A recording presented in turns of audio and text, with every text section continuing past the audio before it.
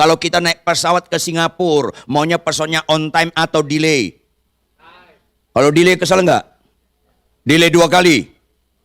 Delay 3 kali? Jangan-jangan ngamuk loh. Jawab dong, mana lebih bagus, surga atau Singapura? Kalau kalian dipanggil ke surga, maunya on time atau delay? Kok jadi bodoh-bodoh Kristen ini? Makanya bersyukurlah Anda sebelum meninggal dengar khotbah hari ini. Kenapa? Banyak orang Kristen gak siap menghadapi akhir zaman karena fokusnya kesembuhan.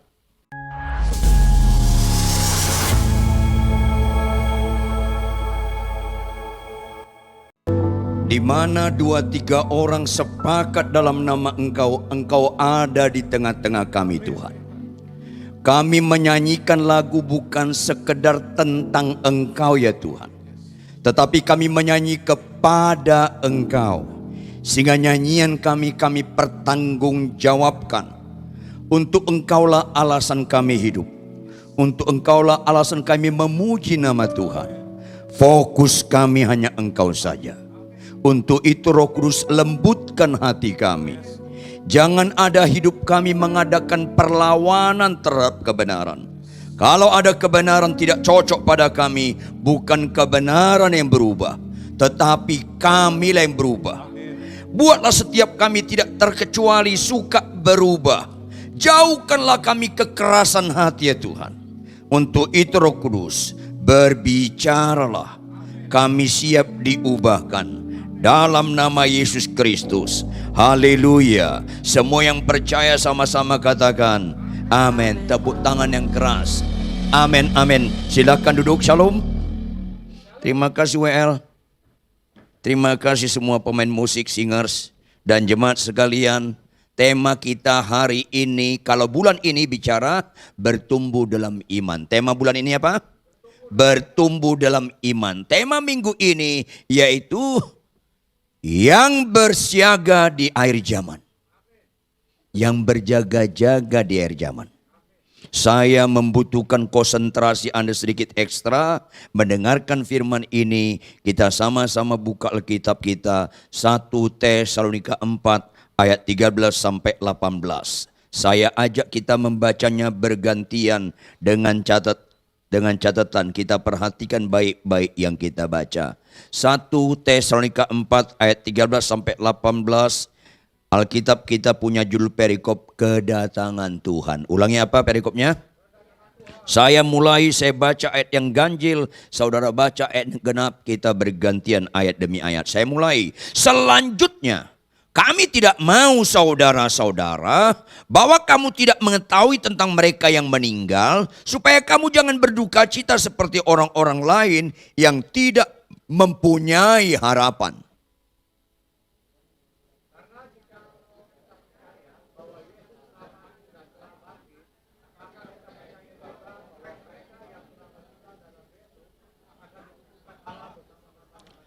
Ini kami katakan kepadamu dengan firman Tuhan. Kita yang hidup, yang masih tinggal sampai kedatangan Tuhan, sekali-kali tidak akan mendahului mereka yang telah meninggal.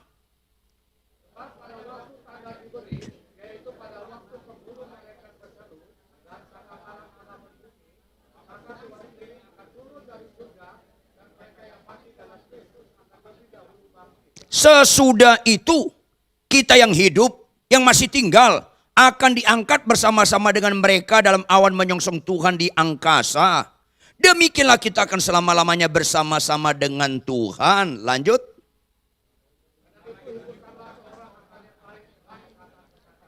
Katakan amin. Saudara jangan gali Alkitab lepas dari konteks. Nanti kita mengada-ngada memaknainya.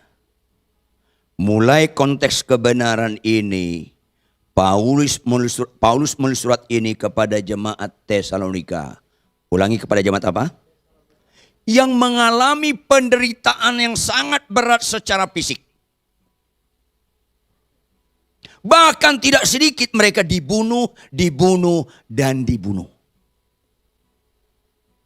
Jelas sekali Alkitab berkata demikian. Lihat saudara 1 Tesalonika 3 ayat 3 sampai mulai dari ayat 2 sampai ayat 4. 1 Tesalonika 3 Ayat 2 sampai 4 operator. Tampilkan. Karena nggak semua jemaat bawa Alkitab. Malas-malas nih mereka ini. Lihat. Lalu kami mengirim Timotius, saudara yang bekerja dengan kami untuk Allah dalam pemberitaan Injil Kristus. Untuk apa? Kenapa dikuatkan? Karena lemah. Kalau kuat nggak perlu dikuatkan dong. Karena lemah. Dan apa? Menasihatkan kamu tentang apa? Karena iman mereka nggak iman yang kokoh. Halo. Kalau ada orang bilang, saya beriman, sakitku sembuh. Itu nggak kokoh. Jangan pura-pura nggak nyambung. Itu nggak kokoh. Lama-lama itu bodoh. Catat dong baik-baik. Kok ngelawan muka Anda? Orang beriman untuk sakit sembuh itu berlaku untuk orang nggak percaya. Supaya percaya. Atau bayi rohani supaya dikuatkan. Tapi bagi orang rohani nggak penting lagi sakit sembuh. Tuh nggak ada amin kalau khotbah gini. Karena banyak orang Kristen ngawur-ngawur imannya. Makanya bersyukurlah Anda sebelum meninggal dengar khotbah hari ini. Supaya kalau tahun depan meninggal agak beres hidup kita ini. Halo, jawab Bapak Ibu. Anda niat nggak hidup selama-lamanya di bumi? Jawab dong. Niat masuk surga nggak? Ya niat matilah. Ada apa Kristen ini? Lama-lama nggak cerdas Kristen, gagal fokus. Halo, ulangi. Boleh nggak doa kesembuhan? Boleh sampai limit tertentu gitu dong. Kalau nggak sampai limit tertentu, Anda kayaknya niat banget hidup selama-lamanya di bumi. Kalau nggak sampai limit tertentu, Anda nggak ngerti Alkitab. Alkitab bilang umur kita berapa tahun? Berapa tahun? 70, berarti ada limit nggak? Ada limit. 70, lebih daripada itu berapa tahun? 80, apa upahnya? Penderitaan, itu Alkitab. Nggak baca Alkitab sih Anda susah. Ayo dong. Makanya ketika saya memimpin seminar kesembuhan ilahi di kalangan para pendeta dan dosen teologi, bukan jemaat biasa, di kalangan para pendeta dan dosen teologi, 4 sesi. 2 sesi istirahat, lagi istirahat coffee time, ada pendeta muda datang ke saya. Pak pendeta, setelah saya mendengar ceramah ini, baru saya ngerti. Baru kenapa? Oh, kesembuhan gak utama ya? Iya, gak ada utama itu. Gini Pak Ridwan, ada apa? Anak saya umur 4 tahun. Umur berapa? 4 tahun, sakit-sakitan. Boleh nggak doa kesembuhan? Langsung saya teriak, 4 tahun? Iya. Boleh, langsung keras saya teriak. Boleh, 4 tahun kan? Boleh. Iya.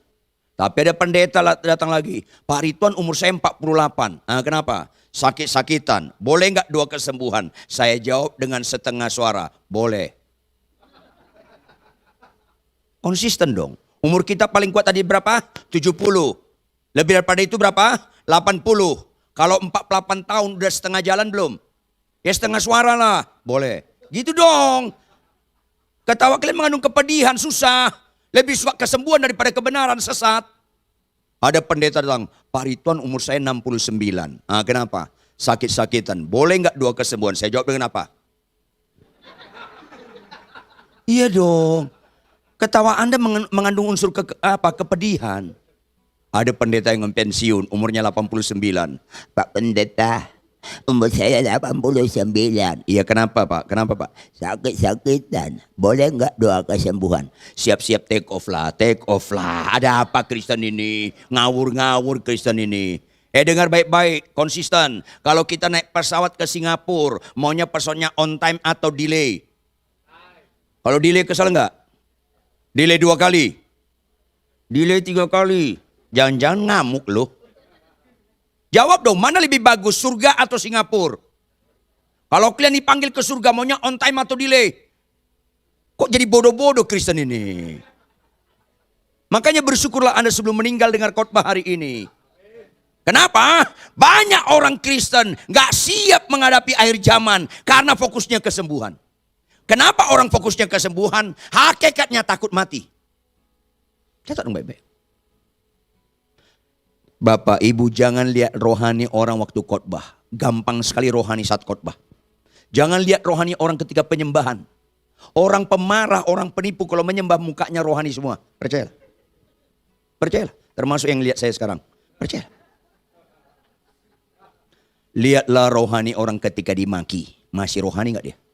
Ibu-ibu, kalau kau dimaki suamimu, kalau bapak-bapak, kalau dimaki istrimu, tumbang gak Anda? Marah gak Anda? Kalau Anda marah, Anda benar-benar takut mati loh. Ya. Kenapa kita membalas kejahatan dengan kebaikan? Karena kita percaya Kristus yang luar biasa. Kejahatan tidak menguasai kita. Sehingga kita tetap mengeluarkan kebaikan. Biarpun istri suami memaki, tetap kita melakukan kebaikan. Aminnya sedikit kalau khotbah begini. Makanya kalau Anda mau lihat rohani saya, jangan saat khotbah. Karena gampang sekali menampilkan rohani saat khotbah. Kalau Anda mau lihat rohani saya, tinggallah di rumah saya 6 bulan atau 1 tahun. Lihat sehari-hari, termasuk ketika saya menghadapi istri saya, ketika dia kurang hemat berkata-kata. Masih rohani enggak saya? Banyak pendeta khotbahnya bagus, mujizatnya bagus, nubuatnya bagus. Tapi ditampar istrinya, binasalah engkau. Ayolah. Banyak orang menyembah terharu-terharu. Tapi kelakuannya sama suaminya sangat mengharukan. Susahlah. Nyambung gak sih? Halo, nyambung gak? Ya nyambung lah. Orang Anda yang saya maksud. Ya nyambung lah. Gak mungkin gak nyambung. Ada apa Kristen? Udah gak berubah kelakuan. Suka kesembuhan lagi. Berimanlah. Mobilmu Avanza jadi Innova. Innova jadi Alphard. Ya ke Gunung Kawi aja lu pada. Ini mengerikan tanpa sadar. Khotbah kayak gini kurang populer. Dan banyak gak disukai. Dan ada kemungkinan gak diundang lagi. Gak ada masalah. Khotbahlah kebenaran. Ini akhir zaman. Katakan amin. Tepuk tangan. Ayolah. Makanya lihat. Kita kembali operator. 1 Tesalonika 3. Ayat 2 sampai ayat 4.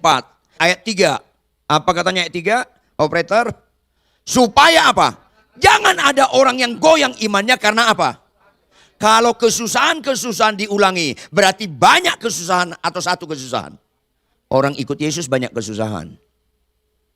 Khotbah-khotbah menyesatkanlah. Ikut Yesus, yang sakit pasti sembuh. Ikut Yesus, yang gak punya anak dapat anak. Yang ikut Yesus, gak mungkin kena COVID-19. Ikut Yesus, gak mungkin kena kanker. Itu khotbah murahan dan menipu. Catat baik-baik dong. Supaya Anda sehat ajaran Kristusnya. Kok ngelawan muka Anda nih? Lihat ayat 4, ayat 4. Sama-sama kita baca ayat 4. 1, 2, ya. Sebab juga waktu kami bersama-sama dengan kamu, telah kami katakan kepada kamu bahwa kita akan. Dan hal itu seperti kamu tahu telah. Yes. Kalau Anda nggak biasa memikul beras 1 karung, itu sakit sekali. Tapi kalau Anda kuli panggul beras di Tanjung Priok, nggak sakit karena biasa. Anda kalau biasa mengalami kesulitan, Anda nggak cengeng, nggak gampang tersinggung, nggak pemarah. Tapi kalau Anda biasa mengalami kesulitan, Anda anggap itu biasa dan membanggakan. Halo, mana lebih sulit masuk kuliah di Harvard atau UBT? Tahu Harvard? Gampang nggak masuk di Harvard? Gampang nggak ngikuti kuliahnya? Gampang nggak dapat lulusnya? Serba susah di Harvard. Kalau di UBT tahu UBT? Saya dramatisir sedikit ya. Universitas baru terdengar. Gampang masuknya, gampang kuliahnya, gampang lulusnya. Jawab Bapak Ibu. Ibu mana yang bangga terhadap anaknya kuliah di Harvard atau UBT? Halo, makin sulit kau menghadapi suamimu, makin sulit kau menghadapi istrimu, makin sulit kau menghadapi iparmu, makin sulit kau menghadapi menantumu. Kau lagi kuliah di Harvard. Gak usah ketawa, bertobat aja. Jangan jadi anak murahan, kuliah di UBT. Mana ada pengharapan di UBT? Kalau orang bawa ijazah Harvard, ngelamar kerja di Citibank, langsung diterima. Ijazah apa? Harvard, langsung diterima. Dan kedudukannya lumayan bagus. Kalau orang ngelamar kerjaan di perusahaan asing, ijazahnya dari UBT. Ditanya, ijazahnya apa? UBT. Apa itu UBT? Universitas baru terdengar. Langsung dipulangi ijazah Anda. Bawa pulang, tunggu panggilan. Ketika kedatangan tunis yang kedua kali. Udah selesai. Putus harapan lo. Jangan cengeng. Ulangi apa? Jangan apa? Karena kita akan mengalami kesusahan. Dan hal itu seperti kamu tahu telah terjadi. Makanya orang Kristen kenapa? Apa yang dipertemukan oleh Allah nggak boleh ceraikan manusia. Karena perkawinan itu latihan menghadapi kesulitan. Karena nggak ada orang menikah dengan orang yang cocok. Kecuali menikah dengan tiang listrik. Catat dong baik-baik. Pernikahan yang paling cocok, menikahlah dengan orang gak cocok. Supaya ada latihan. Halo? Menikahlah dengan lawan jenis. Ulangi apa? Lawan jenis. Ulangi apa? Lawan. Makanya menikah supaya bahagia itu halusinasi. Menikah supaya dewasa itu benar. Yang nggak dewasa lihat saya, bertobat loh. Ayolah, bapak-bapak. Mana bapak-bapak yang asli? Sabar sama istri atau sabar sama istri orang? Bapak-bapak yang jauh, jangan ibu-ibu. Jadi ketebuka dah. Kalau kau sabar sama istri orang, itu niat buka cabang loh. Ayolah. Maka caranya apa? Lihat 1 Tesalonika 4 ayat 13. Lihat ayat 13. Kembali kita 1 Tesalonika 4 ayat 13. Kesulitan tulisan awal-awal akhir zaman, penderitaan. Dibunuh. 11 murid Yesus minus Yudas, 10 dibunuh. Saya bingung, ada pendeta berkata, orang benar gak mungkin mati dibunuh. Itu bodoh. Kalau kau Kristen pengikut Kristus, Yesus mati dalam nyenyak tidur atau dibunuh? Kemungkinan sekali kita dibunuh. Selamat dibunuh. Mulai ketakutan loh. Tapi tahu nggak artinya? Tingkat kesulitan yang dihadapi Stefanus, dilempari batu ratusan mungkin ribuan sampai mati, menunjukkan kesetiaannya teruji. Ayolah. Kalau ada suami berkata, Tuhan, sekalipun istriku cerewet sampai mati, aku tetap tidak pernah mengorbankan ketaatanku kepada engkau. Kau katakan aku, hai suami kasihlah istrimu, aku kasihi. Sekalipun dia cerewet sampai mati, teruji tuh. Tuh gak ada amin kalau kau begini. Tuhan kau berkata, hai istri tunduklah pada suamimu. Tuhan sekalipun suamiku gak berubah, aku tetap setia tunduk kepada suamiku. Itu baru teruji. Gak ada amin lagi. Kalau bicara akhir zaman gak pelaku firman, ya sesatlah. Maka katanya apa? Selanjutnya kami tidak mau saudara-saudara bahwa kamu tidak mengetahui tentang mereka yang meninggal. Bapak ibu jemaat sekalian tolong jawab dengan keras. Kita pasti mati gak? Pasti mati. Kau takut gak menghadapi kematian? Kalau kau takut, dengar baik-baik. Sebelum kita mati beneran, kalau boleh 2-3 kali kita hampir mati supaya ada latihan. Mulai ketakutan loh. Orang siapapun orang, pertama kali naik pesawat pasti ada rasa khawatir. 10 kali naik pesawat nggak ada lagi khawatir, bisa tidur itu. Halo, sebelum mati beneran, kalau boleh 2-3 kali hampir matilah supaya ada latihan. Selamat latihan ya. Orang rohani ketika menghadapi kematian dia tahu persis. Oh Yerusalem, kota mulia, lanjut. Hatiku rindu. Hidup untuk Kristus, mati adalah bohong loh.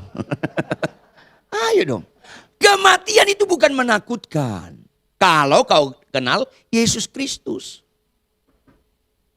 Orang yang hidupnya untuk Kristus tidak menakutkan kematian itu. Itu kalau kita mengerti akan firman Tuhan. Jelas sekali sini. Lihat, kita baca lagi. 1 Tesalonika pasal 4, ayat 14 dan seterusnya. Karena jikalau kita percaya bahwa Yesus telah mati dan telah bangkit, maka kita percaya juga bahwa mereka yang telah meninggal dalam Yesus akan dikumpulkan Allah bersama-sama dengan Dia. Ini kami katakan kepadamu dengan firman Tuhan kita yang hidup, yang masih tinggal sampai kedatangan Tuhan, sekali-kali tidak akan melalui mereka yang telah meninggal. Sebab pada waktu tanda diberi, yaitu pada waktu penghulu malaikat berseru dan sangkakala Allah berbunyi, maka Tuhan sendiri akan turun dari surga. Dan mereka yang lanjut,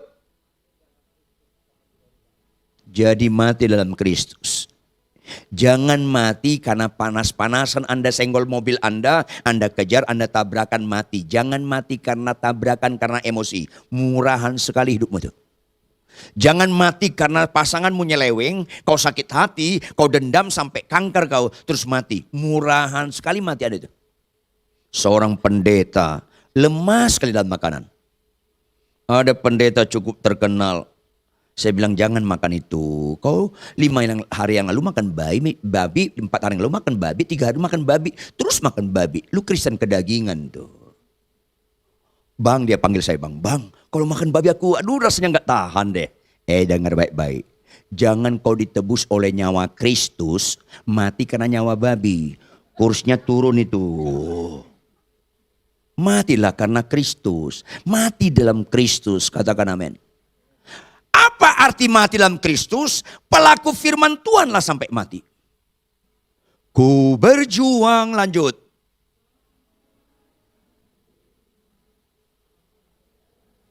Kok ada yang pales ya? Perjuangan kita bukan sakit sembuh. Perjuangan kita bukan miskin kaya, itu menyesatkan. Perjuangan kita supaya sampai mati Tuhan dapatkan kita tetap setia. Ini penting. Maka Bapak Ibu, untuk berjaga-jaga menghadapi akhir zaman Yesus, akhir zaman Tesalonika dengan sekarang beda. Halo? Makin tambah hari, makin tambah dekat Yesus datang kedua kali. Benar gak? Minimal besok kurang 1 hari kedatangan Tuhan yang kedua kali. Tahu gak Anda?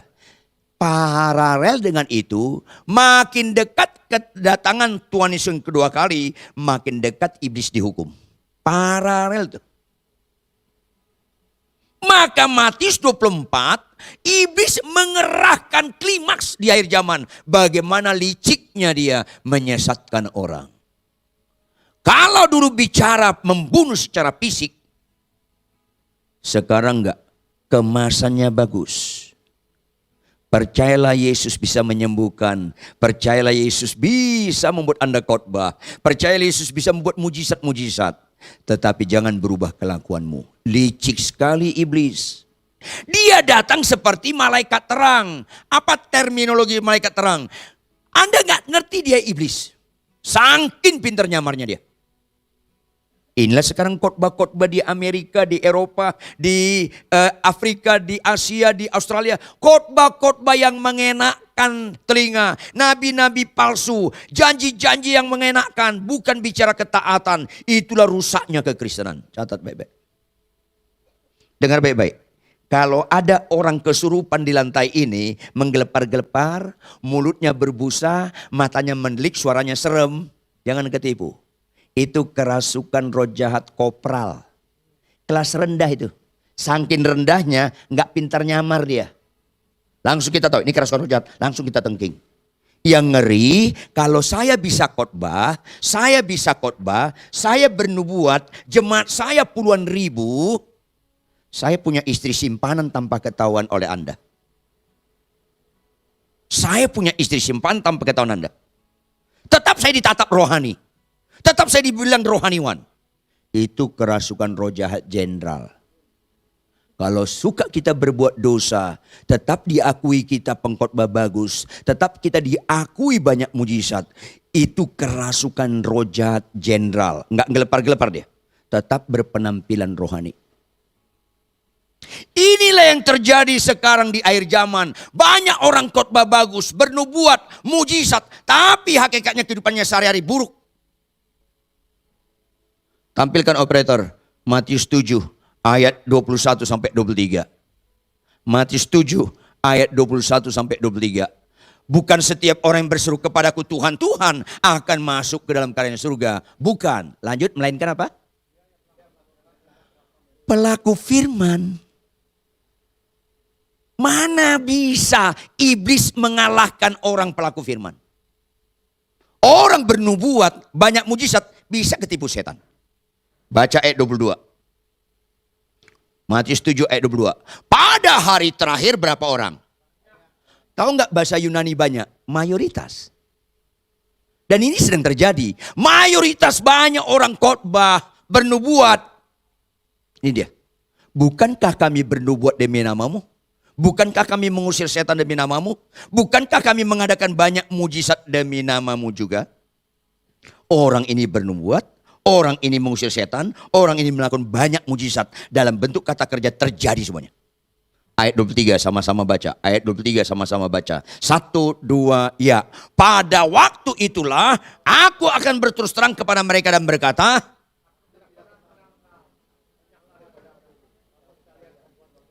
Ini kalimat dialamatkan orang kepada yang bernubuat, yang khotbah, yang penyembahan, yang melakukan mujizat, tapi tidak pelaku firman. Catat baik-baik.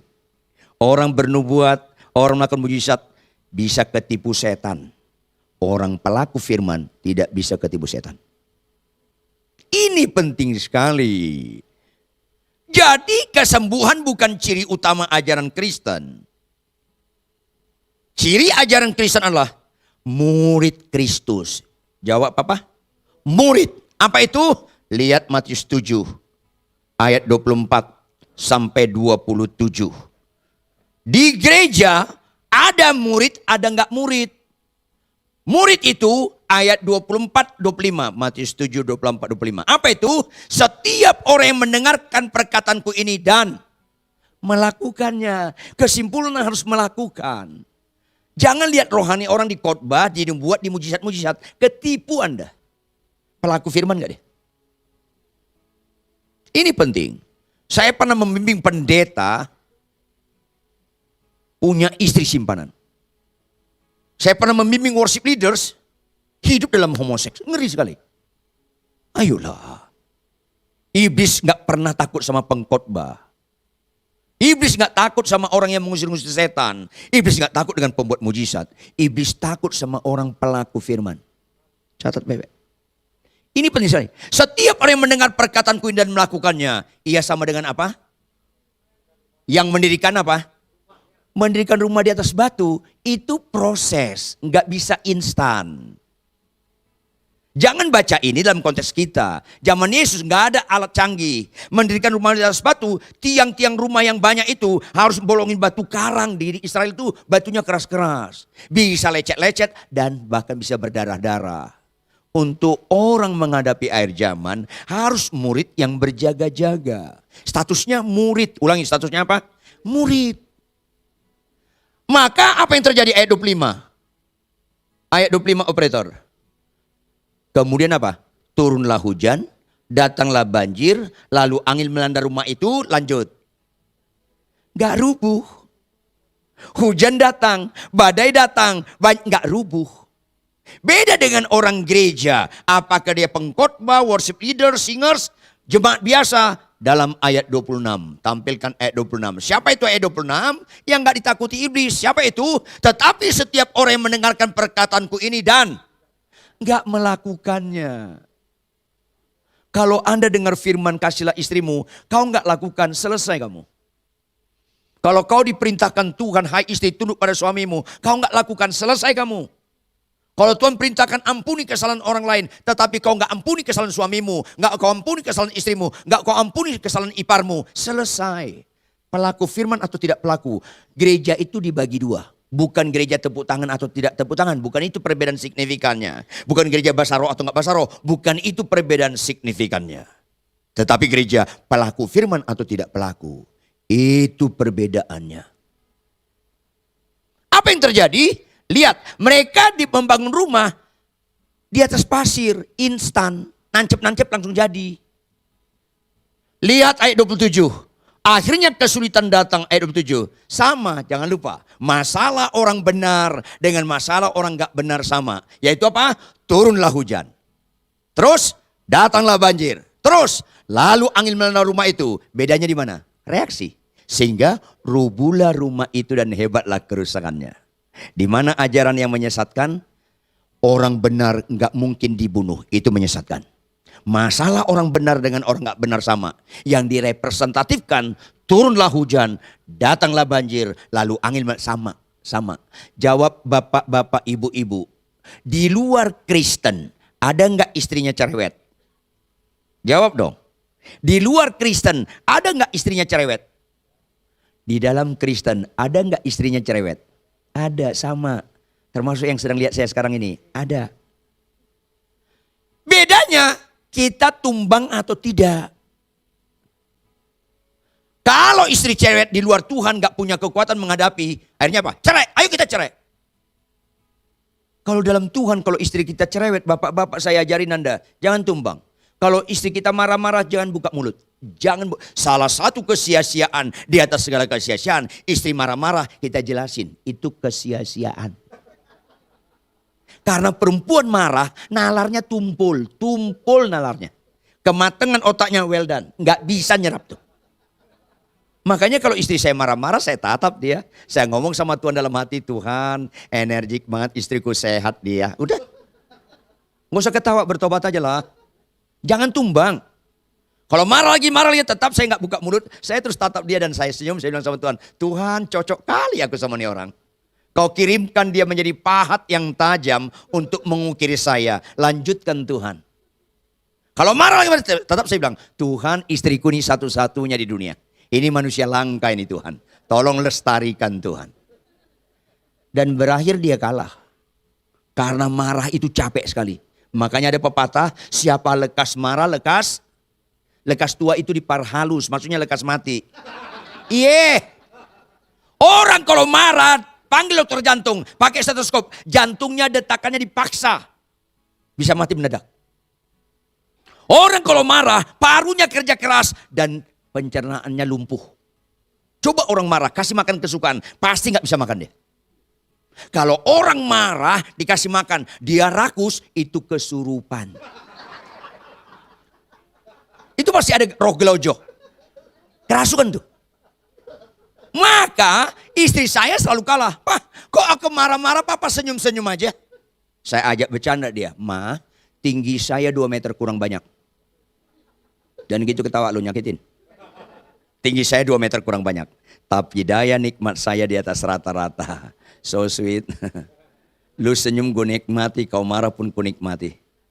Mengucap syukurlah dalam, jangan bohong lu. Jangan-jangan lu tumbang lu. Ini dia.